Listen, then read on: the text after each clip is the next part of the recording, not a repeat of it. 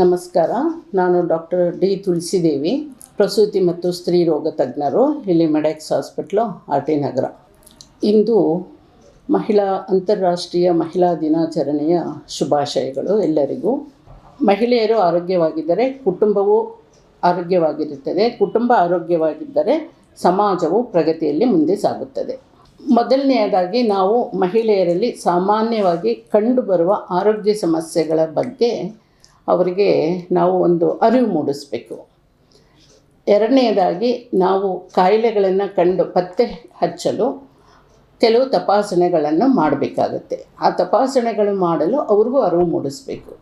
ಮೂರನೆಯದಾಗಿ ತಪಾಸಣೆಗಳ ನಂತರ ತಡೆಗಟ್ಟುವ ಸಮಸ್ಯೆಗಳು, ಆರೋಗ್ಯವನ್ನು ಕಾಯಿಲೆಗಳನ್ನು ತಡೆಗಟ್ಟುವ ವಿಚಾರ ಸೇವೆಗಳು ಎಲ್ಲೆಲ್ಲಿದೆ ಅಂತ ಅವ್ರಿಗೆ ಗೊತ್ತು ಮಾಡಬೇಕಿದೆ. ಮತ್ತು ಆರೋಗ್ಯಕರ ಜೀವನ ಶೈಲಿಯನ್ನು ನಡೆಸಬೇಕಾಗತ್ತೆ. ಕೊನೆಯದಾಗಿ ಇತರರ ಆರೈಕೆ ಮಾಡುವಾಗ ಮಹಿಳೆಯರು ಅವರು ತಮ್ಮ ಆರೋಗ್ಯವನ್ನು ಕಡೆಗಣಿಸುವವರು ಇರ್ತಾರೆ. ಅಂಥವ್ರಿಗೆ ಅವರ ಆರೋಗ್ಯನೂ ಅತ್ಯಂತ ಮುಖ್ಯ ಅಂತ ಅವ್ರಿಗೆ ಪ್ರಾಮುಖ್ಯತೆ ಕೊಡಬೇಕು, ಅವ್ರಿಗೆ ಪ್ರೋತ್ಸಾಹಿಸಬೇಕು. ಈಗ ನಾವು ಮಹಿಳೆಯರಿಗೆ ಯಾವಾಗ ಮಹಿಳೆಯರು ಅಂದಾಗ ಮಹಿಳೆಯರು ಆರೋಗ್ಯವಾಗಿದ್ದಾಗ ಮನೆಯವರೆಲ್ಲ ಚೆನ್ನಾಗಿರ್ತಾರೆ. ಮಹಿಳೆಯರು ಮಕ್ಕಳು ಕಿಶೋರಿಯರಿಂದ ಶುರುವಾಗಿ ಅಡಲ್ಟ್ಹುಡ್, ಟೀನೇಜ್ ತನಕ ಬರ್ತಾರೆ. ಟೀನೇಜ್ ನಂತರ, ಮದುವೆ ನಂತರ ರೀಪ್ರೊಡಕ್ಟಿವ್ ಏಜ್ ಗ್ರೂಪ್ ಅಂತ ಬರ್ತಾರೆ. ರೀಪ್ರೊಡಕ್ಟಿವ್ ಏಜ್ ಗ್ರೂಪ್ ನಂತರ ಪೆರಿಮೆನೋಪಾಸಲ್ ಏಜ್ ಆದ ನಂತರ ಮೆನೋಪಾಸ್ ಏಜ್.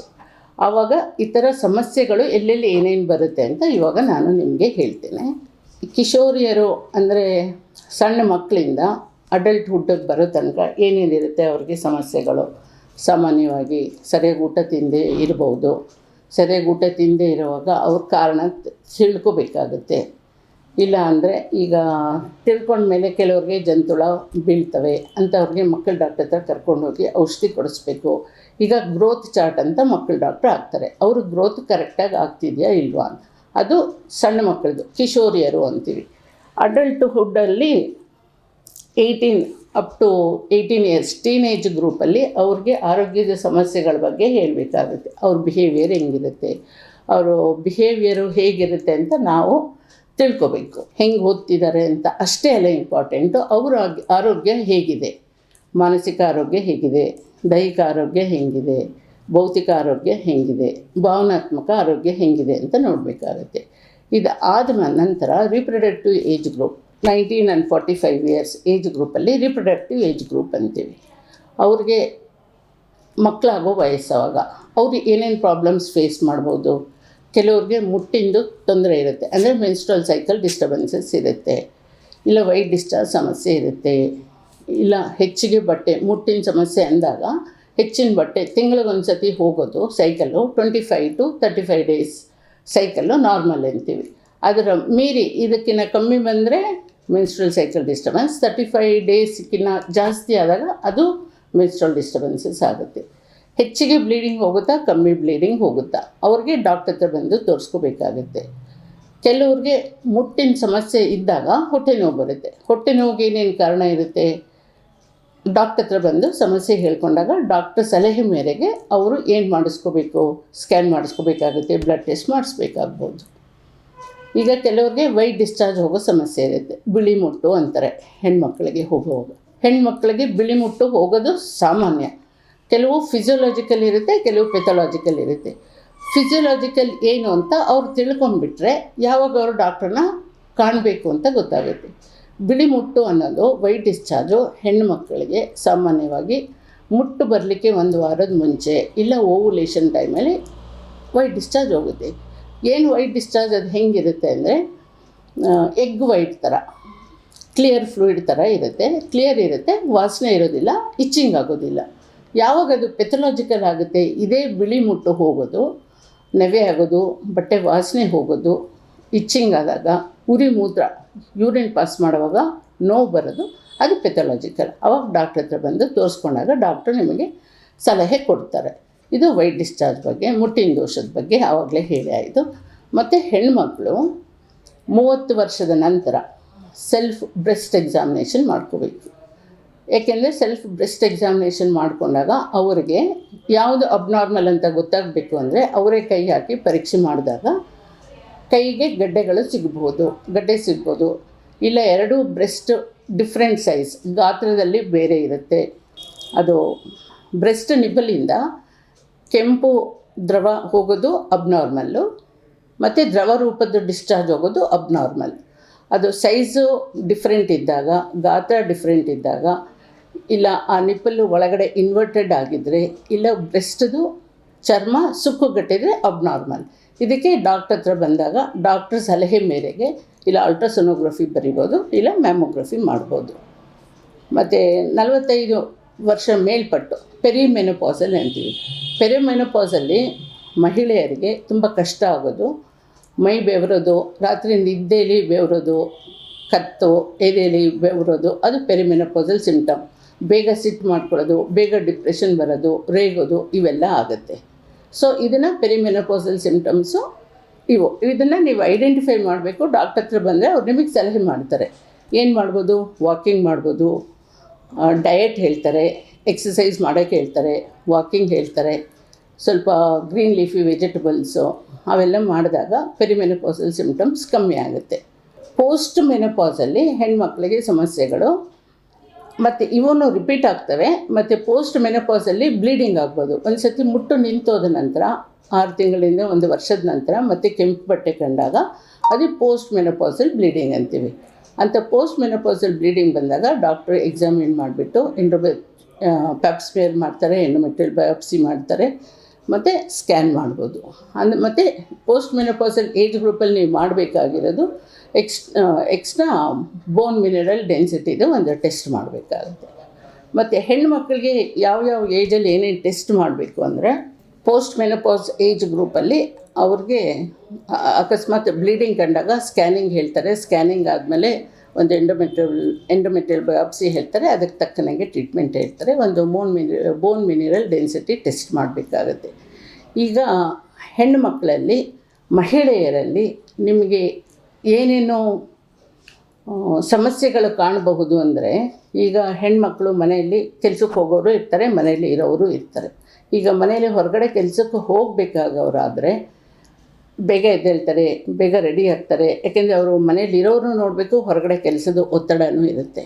ಅಂಥ ಸಮಸ್ಯೆಗಳನ್ನ ಅವರು ಈಸಿಲಿ ಐಡೆಂಟಿಫೈ ಮಾಡಬೇಕು. ಅಂಥವ್ರಿಗೆ ಅನಿಮಿಯಾ ಆಗ್ಬೋದು.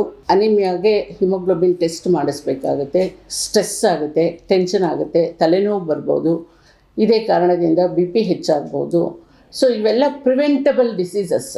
ಏನೇನು BP, ಡಯಾಬಿಟಿಸು, ಅವನ್ನೆಲ್ಲ ಪ್ರಿವೆಂಟಬಲ್ ಡಿಸೀಸು. ಮತ್ತು ಬ್ರೆಸ್ಟ್ ಕ್ಯಾನ್ಸರ್ ಅನ್ನೋದು ಪ್ರಿವೆಂಟಬಲ್ ಡಿಸೀಸ್, ಮತ್ತು ಸರ್ವೈಕಲ್ ಕ್ಯಾನ್ಸರ್ ಅನ್ನೋದು ಪ್ರಿವೆಂಟಬಲ್ ಡಿಸೀಸ್. ಸೊ ಇವನ್ನೆಲ್ಲ ತಡೆಗಟ್ಟಿದ್ರೆ ಮಹಿಳೆಯರಿಗೆ ಆರೋಗ್ಯ ಚೆನ್ನಾಗಿರುತ್ತೆ. ಇದನ್ನು ತಡೆಗಟ್ಟೋದು ಆರೋಗ್ಯ ಸೇವೆಗಳು ಇದೆ ಅಂತ ಅವ್ರಿಗೆ ಗೊತ್ತಾಗಬೇಕು. ಸರ್ವೈಕಲ್ ಕ್ಯಾನ್ಸರ್ ಪ್ರಿವೆನ್ಷನ್ಗೆ 35 ಆ್ಯಂಡ್ ಅಬವ್ ಇರೋವ್ರಿಗೆ ಪ್ಯಾಪ್ ಸ್ಮಿಯರ್ ಮಾಡಬೇಕಾಗುತ್ತೆ. 35 ಆ್ಯಂಡ್ ಅಬವ್ ಇರೋ ಹೆಣ್ಣು ಮಕ್ಕಳಿಗೆ breast palpation, self breast palpation ಮಾಡಿಸ್ಬೇಕಾಗುತ್ತೆ.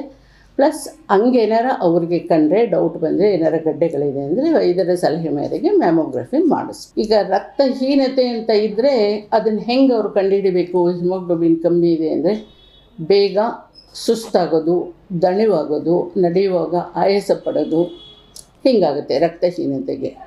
So ಆವಾಗ ಡಾಕ್ಟರ್ ತಗೊಂಡು ಟ್ರೀಟ್ಮೆಂಟ್ ತೊಗೋಬೇಕಾಗುತ್ತೆ. ಈಗ ಗರ್ಭಿಣಿಯರು, ರಿಪ್ರೊಡಕ್ಟಿವ್ ಏಜ್ ಗ್ರೂಪ್ ಅಂದಿವಿ. ಈಗ ರಿಪ್ರೊಡಕ್ಟಿವ್ ಏಜ್ ಗ್ರೂಪಲ್ಲಿ ಫಸ್ಟ್ ಟೈಮ್ ಪ್ರೆಗ್ನೆಂಟ್ ಆದರೆ ಡಾಕ್ಟ್ರುಗಳನ್ನ ಸಲಹೆ ಮೇರೆಗೆ ಫಸ್ಟ್ 3 ಮಂತ್ಸಲ್ಲಿ ರಿಜಿಸ್ಟ್ರೇಷನ್ ಮಾಡಬೇಕು. ಪ್ರೆಗ್ನೆಂಟ್ ಇದ್ದಾರೆ ಅಂತ ರಿಜಿಸ್ಟ್ರೇಷನ್ ಆದ ನಂತರ ಅಟ್ಲೀಸ್ಟ್ ಪ್ರೆಗ್ನೆನ್ಸಿಲಿ 3 to 4 ಆ್ಯಂಟಿನೇಟಲ್ ಚೆಕಪ್ ಆಗಬೇಕು. ಚೆಕಪ್ ಆದ ನಂತರ ಫಸ್ಟ್ ಇನಿಷಿಯಲ್ ಪ್ರೆಗ್ನೆನ್ಸಿಲಿ ಬಂದಾಗ ರಿಜಿಸ್ಟ್ರೇಷನ್ ಆದಮೇಲೆ ಡೇಟಿಂಗ್ ಸ್ಕ್ಯಾನ್ ಮಾಡಿಸ್ತಾರೆ. ಡೇಟಿಂಗ್ ಸ್ಕ್ಯಾನ್ ಮಾಡಿ ಅದರಲ್ಲಿ ಇಂಟ್ರಾಯೂಟ್ರೈನ್ ಪ್ರೆಗ್ನೆನ್ಸಿನ, ಎಕ್ಸ್ಟ್ರಾಯೂಟ್ರೈನ್ ಪ್ರೆಗ್ನೆನ್ಸಿನ ಅಂತ ಕಂಡುಹಿಡಿಬೇಕಾಗುತ್ತೆ. ಅದಾದ ನಂತರ ಸೆಕೆಂಡ್ ಟ್ರೈಮೆಸ್ಟರಲ್ಲಿ ಅನಾಮಲಿ ಸ್ಕ್ಯಾನ್ ಅಂತ ಮಾಡ್ತಾರೆ.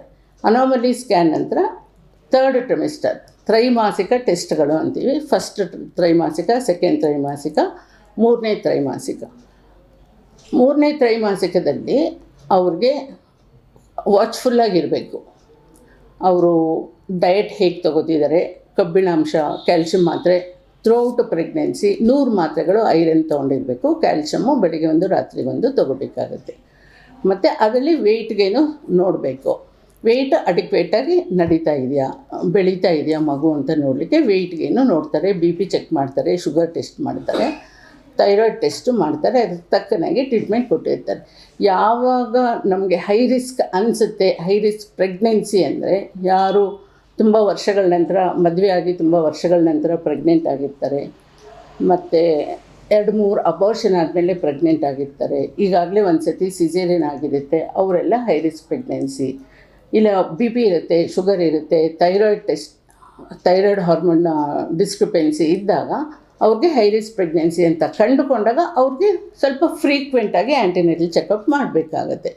ಈಗ ಗಂಡಾಂತರದ ಹೆರಿಗೆ ಅಂದರೆ 3rd ಟ್ರೈಮಿಸ್ಟ್ರಲ್ಲಿ ಯಾರಿಗೆ ಸಡನ್ನಾಗಿ ಹೊಟ್ಟೆ ನೋವು ಬರುತ್ತೆ, ಮಗು ಮೂಮೆಂಟ್ ಇರೋದಿಲ್ಲ, ಇಲ್ಲ ಕೈ ಕಾಲು ಊತ ಬರುತ್ತೆ, ಮುಖನೂ ಊತ ಬರುತ್ತೆ, ಕೈ ಕಾಲು ಊತ ಇರುತ್ತೆ, ಪಾದನೂ ಊತ ಇರುತ್ತೆ, ಇಲ್ಲ ಬರೀ ಪಾದ ಊತ ಇದ್ದಾಗ BP ಹೆಚ್ಚಿರುತ್ತೆ ಅಂತ ಅವ್ರಿಗೆ ಫಿಟ್ಸ್ ಬರೋ ಚಾನ್ಸ್ ಇರುತ್ತೆ.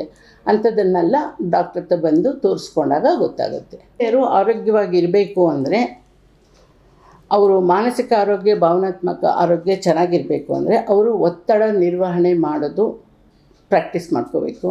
ಅಂದರೆ ಸ್ಟ್ರೆಸ್ ರಿಲೀಫ್ ಹೆಂಗೆ ಮಾಡ್ಕೋಬೇಕು, ಧ್ಯಾನ ಮಾಡ್ಬೋದು, ಯೋಗ ಮಾಡ್ಬೋದು, ಪಾಸಿಟಿವ್ ಥಿಂಕಿಂಗ್ ನಕಾರಾತ್ಮಕ ಚಿಂತನೆ ಮಾಡ್ಬೋದು, ಇಲ್ಲ ಆರೋಗ್ಯಕರ ಸಂಬಂಧಗಳು, ಹೆಲ್ತಿ ರಿಲೇಷನ್ಶಿಪ್, ಮನೇಲಿ ಹೆಲ್ತಿ ರಿಲೇಷನ್ಶಿಪ್ ಇರ್ಬೋದು, ಇಲ್ಲ ವರ್ಕ್ ಪ್ಲೇಸಲ್ಲಿ ಹೆಲ್ತಿ ರಿಲೇಷನ್ಶಿಪ್, ಇಲ್ಲ ಫ್ಯಾಮಿಲಿ ಫ್ರೆಂಡ್ಸು ಎಲ್ಲ ಕಡೆ ಹೆಲ್ತಿ ರಿಲೇಷನ್ಶಿಪ್ ಇದ್ದಾಗ ಅವರು ಚೆನ್ನಾಗಿರ್ತಾರೆ, ಮೆಂಟಲ್ ಹೆಲ್ತ್ ಚೆನ್ನಾಗಿರುತ್ತೆ. ಈಗ ನಮಗೆ ಮಹಿಳೆಯರ ಆರೋಗ್ಯ ಅಂದಿದ ತಕ್ಷಣ ಬರೀ ಫಿಸಿಕಲ್ ಅಷ್ಟೇ ಆಗೋದಿಲ್ಲ, ಮೆಂಟಲ್ ಪೀಸು ಇರಬೇಕಾಗುತ್ತೆ, ದೇಹದ ಆರೋಗ್ಯನೂ ಚೆನ್ನಾಗಿರಬೇಕು, ಮೆಂಟಲ್ ಆರೋಗ್ಯನೂ ಅಷ್ಟೇ ಚೆನ್ನಾಗಿರಬೇಕು, ಭಾವನಾತ್ಮಕ ಆರೋಗ್ಯನೂ ಅಷ್ಟೇ ಇಂಪಾರ್ಟೆಂಟ್ ಇರುತ್ತೆ. ನನ್ನ ಕೊನೆಯ ಮಾತುಗಳು: ಮಹಿಳೆಯ ಆರೋಗ್ಯಕ್ಕೆ ಆದ್ಯತೆ ನೀಡೋಣ, ಪ್ರಾರಂಭಿಕ ತಪಾಸಣೆಗಳನ್ನು ಉತ್ತೇಜಿಸೋಣ, ಮಾನಸಿಕ ಆರೋಗ್ಯ ಬೆಂಬಲಿಸೋಣ, ಆರೋಗ್ಯಕರ ಜೀವನ ಶೈಲಿಯನ್ನು ಅನುಸರಿಸೋಣ. ಮಹಿಳೆಯರು ಆರೋಗ್ಯವಾಗಿದ್ದರೆ ಸಮಾಜ ಸಮೃದ್ಧಿಯಾಗಿರುತ್ತದೆ. ಎಲ್ಲರಿಗೂ ಅಂತಾರಾಷ್ಟ್ರೀಯ ಮಹಿಳಾ ದಿನಾಚರಣೆಯ ಶುಭಾಶಯಗಳು.